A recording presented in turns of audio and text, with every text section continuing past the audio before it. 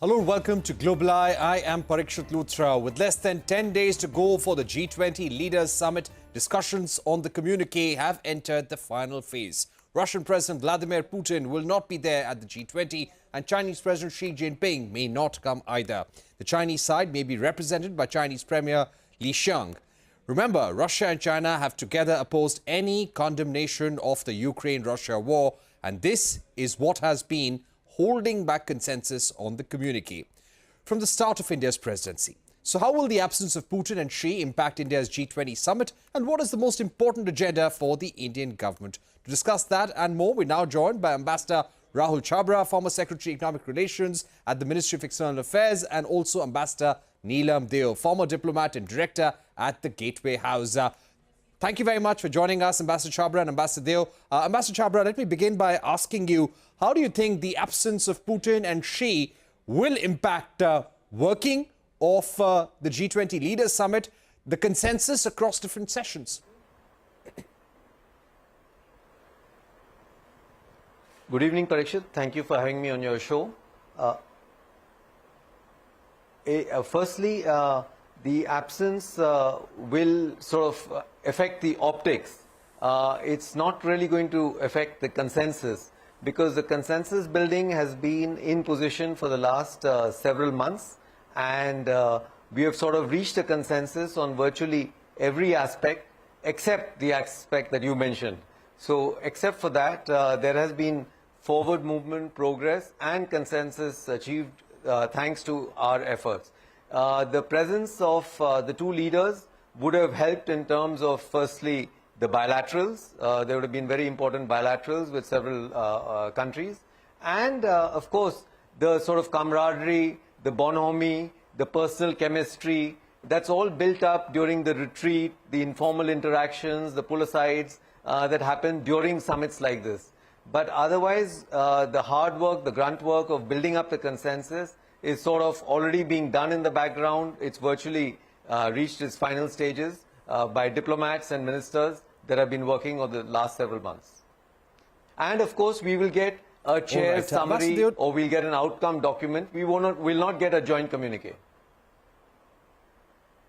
Okay, we might not get a communique, we will get a chair summary for that matter, as we've seen with different meetings over the last few weeks. But Ambassador Deo, if I can come to you, we've got a statement from Sergei Lavrov. He has said to the Russian media that there will be no general declaration on behalf of all members if the Russian position is not reflected.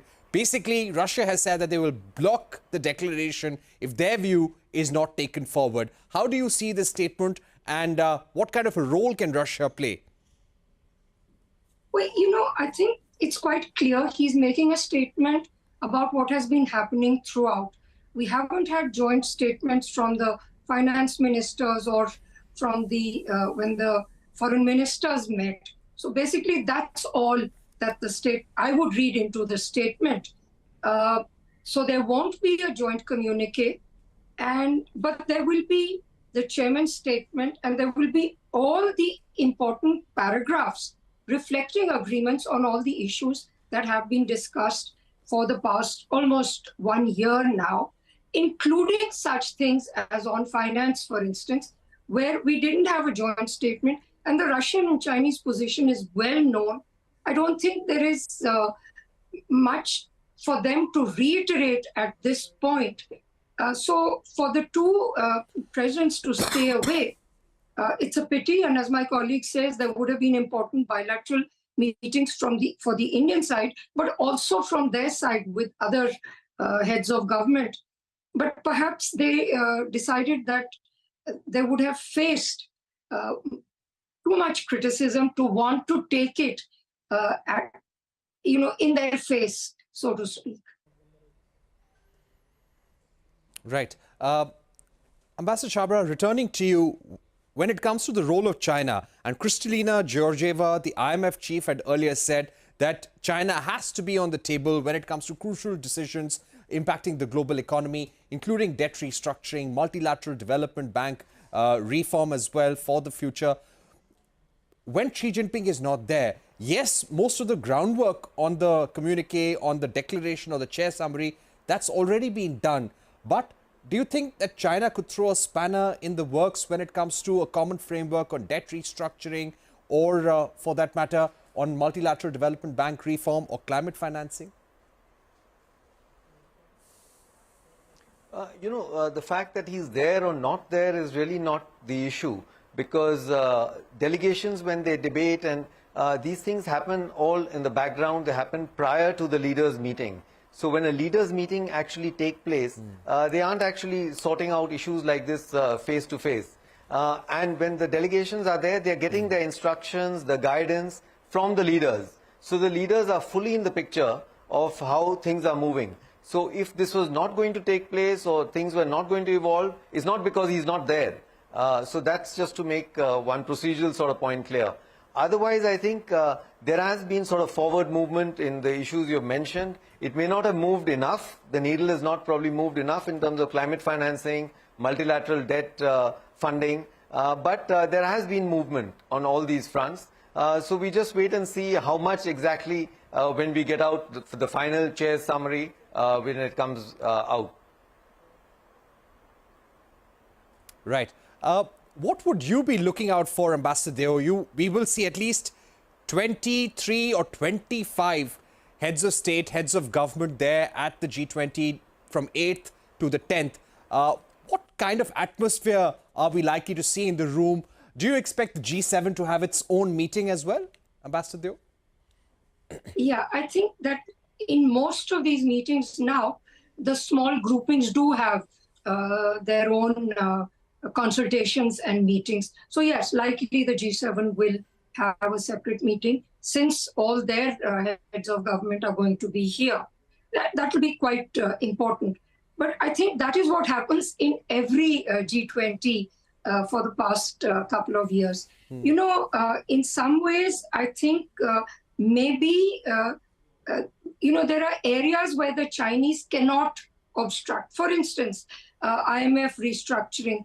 China is a very important voice, but it's still less than 6% of the vote. So if there is a restructuring agreed to by the other members of the IMF or the World Bank, that can proceed whether or not China and even Russia agree to it. So I don't think that the big concern for China and Russia is on these kinds of issues of climate change or financial or digital public infrastructures. Their concern is that, and they have been saying it repeatedly, that this is not the forum for political issues. That is, in a way, infructuous now. There isn't going to be an agreed communique. There will be a chairman's statement, and more in the chairman's statement also, it is clarified that some delegations did not agree to this wording or agree to that wording. Right. All right. Ambassador Chhabra, returning to you, when it comes to India's key priorities, what is the one big thing that India would like to achieve in those 3 days, 8th, 9th and 10th, 9th and 10th being the substantive days? If I may be permitted to just go back for a split second, to continue on Ambassador Deo's point, China generally does not like to be the last man standing. So that is their general position. So if there is consensus building up, they are not the ones who will sort of stand in the way in that sense. But coming to the question that you just raised, India's concern has always been in this summit to put across the one world, one earth, one family, that concept of Vasudhaiva Kutumbakam. And in that context, the sub-theme has been to sort of play as the voice of the global south. So you remember that Prime Minister Modi had this summit where over 125 countries participated, though it was a virtual summit. And then even at the BRICS meeting, he had meetings with several bilateral meetings with many of the African countries, the other Asian countries who were present. So he got a good feel of what the global south wants, what is our desires. That is basically food, security, fuel, fertilizers, climate finance, circular economy, sustainable development. So India has been putting all these issues on the table, which has not been really done ever by the G20 before. And more than that, rather than just putting the issues on the table, they've also been putting out solutions to these. For example, in terms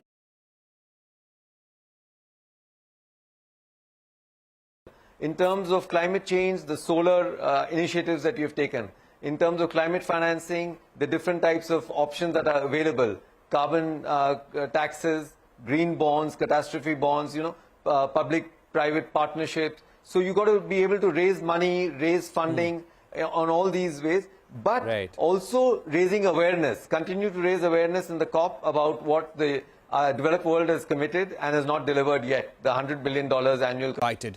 India said that the list of invitations has already gone.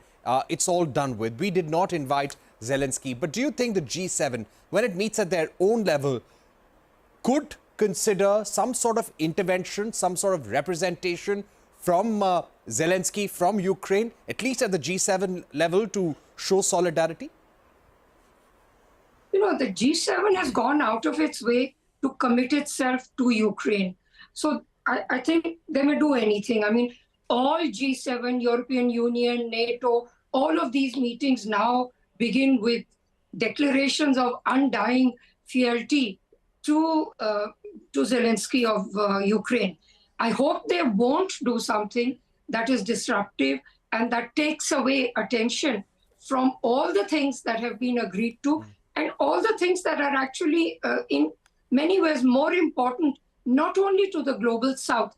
For example, India has suggested that we invite the African Union to join the G20, the way the European Union is represented or the IMF, etc., are all participating. I think that's really important, given the fact that right now, Africa is top of the agenda for the United States, for China, certainly for India, it's been important for a while. So I do hope that the G7 will not do something to embarrass the host. And actually, I don't think they will. But could they? Yes, but they could only invite to one of their own gatherings, which they have been doing ceaselessly for the last year and a half. Right.